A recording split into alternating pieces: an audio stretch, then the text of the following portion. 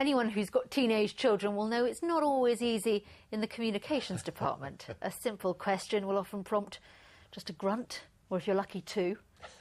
But not at one home in Northampton. Lisa Warner is a mother of 4 children, and she came up with the perfect answer to those awkward silences at mealtimes, the grunts. The Fink family conversation cards. Fink, here they are. And last night, Lisa's idea helped win her the National O2 Entrepreneur of the Year award. So let's talk to her now with Chloe, Harry and Beth, and Naomi is missing. She's at work or at college or something. You must be delighted, but do people really need cards like this to have a conversation around the table? Do you know, I think people do. Even if you communicate easily all the time, sometimes conversation just gets a bit samey. It just gets in a rut. So sometimes just throwing a question in will get you talking and take you somewhere where you didn't expect to go. So that's the great thing about using something like this. And Lisa, you came up with this idea because it worked in your own family. I mean, how do your children react to all these questions that you come up with? Oh, well, it all started 10 years ago when they were tiny to try and... it was chaos around our dinner table, absolute chaos. Nobody wanted to be there. So I made some question cards to get us talking rather than arguing. And the cards really transformed our meal times. But not just our meal times, it actually transformed the way that we talked as a family. And it wasn't until the children were much older I realised just how important family communication is. So that was... the idea behind the cards really is to help get as many people talking as possible, especially families and young people. Yeah, we're going to hear what Chloe and the others think about it in just a minute. But look, I've got one of your packs here, so I've just picked out one. Young people are more materialistic and self-centred than ever before. Discuss. Now, what do you think of that, Chloe?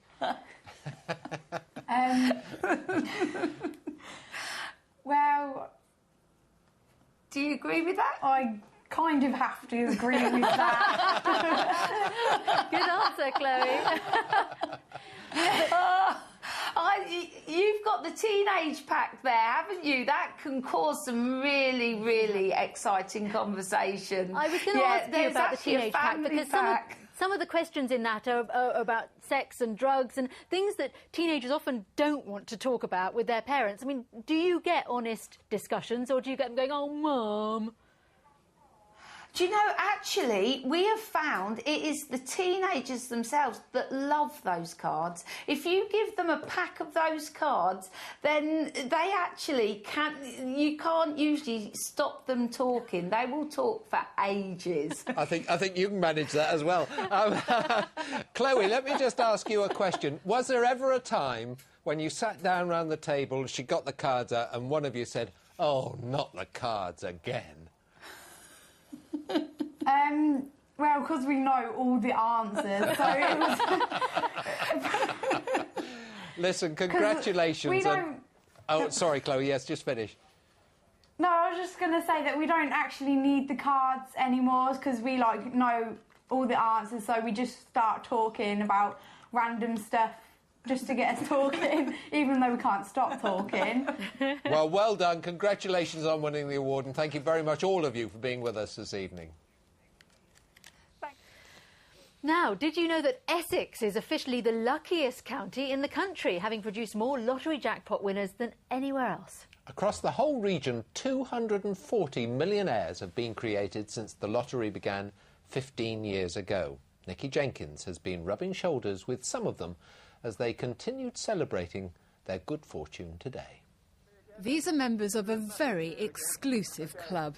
Billions have tried to join, but the odds are stacked against them. Lottery millionaires. These few alone are good for more than £100 million. So what happens to you after your numbers come up? Who gave up their job straight away? I think, wow, we can pack up work, we can buy a lovely house, buy lovely cars. But our first buy was a tumble dryer. Newest recruits are Martin and Sandra White, who won $10 million 5 months ago. I do! I do remember, Nikki. How nice to see you. Tell me a little bit more about this new house of yours then. What's that like? Well, no, when we very first moved in, of course, there was nothing there at all. The furniture that we had just wouldn't have gone in there. So we ended up putting on the burglar alarm because it was the first time we'd ever had a burglar alarm, wasn't it? And that was guarding the toaster and, and the kettle. But other than that, there was nothing in the house, and that was very strange for, well, probably 3 or 4 days. We ended up getting some fold-up chairs to sit on. Who still does the lottery? 2 weeks ago, yeah, I did. I was one number away from the jackpot again. Lucky Ron's already hit the jackpot once, and then Tracy, who used to work for him, had her own big win.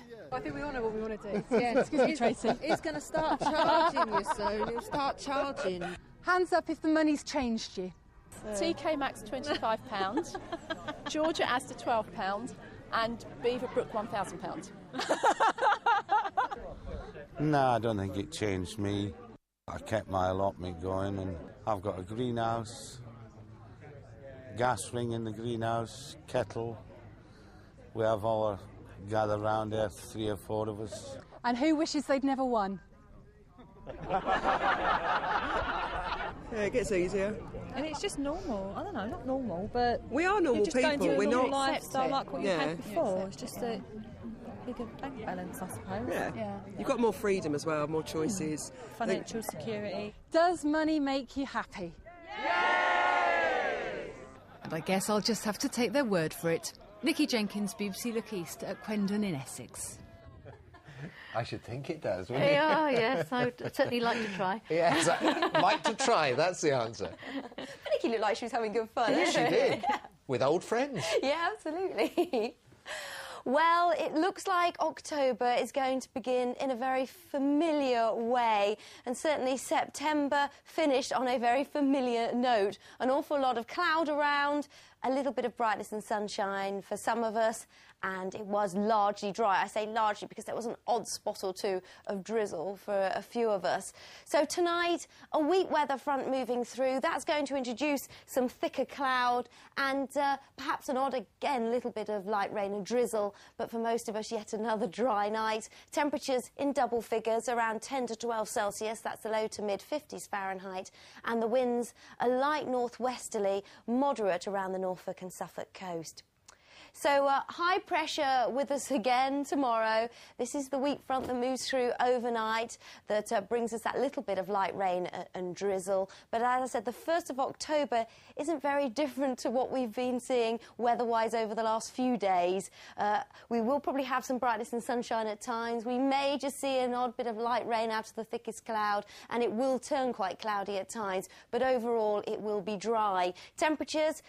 Well, here's a change, because the winds go more north to northwesterly tomorrow. They'll be dragging in slightly cooler air. So, of late, we've had temperatures just above normal, but tomorrow those temperatures will be a degree or two below average for the time of year, up to about 15 or 16 degrees Celsius. 16 is 61 degrees Fahrenheit. And then Friday, we do it all again. The only difference really is that the winds go southwesterly. And then on Saturday, those southwesterly winds will probably still pick up. And I think it'll be quite a fresh southwesterly with quite cloudy skies and some outbreaks of showery rain. But it still looks like most of that rain will be on the light side, just enough to wet the ground. And then Sunday and Monday, the high pressure returns again. So it's more dry weather, but becoming noticeably colder. Highs by day of only 14 or 15 degrees Celsius, and overnight lows, well, of around 4 or 5 degrees Celsius. That's your forecast. I'll see you tomorrow. Bye-bye. Thank you very much indeed.